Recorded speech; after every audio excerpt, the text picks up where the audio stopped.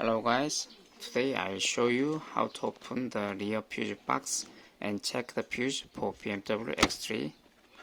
Remove right side cover of car trunk. Open the fuse cover. It is the fuse card. You can check the fuse number what you want to know. In my case, I needed to check tailgate, so I checked for fuse. At first, take out the fuse remove tool. I will show you how to check fuse 200. 200 fuse is pips from the right. Using a tool, you can take fuse out from the fuse box. Check the fuse is breaking using a digital multimeter.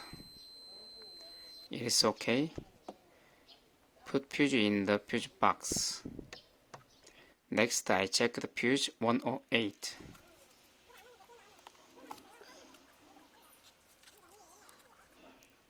It is okay.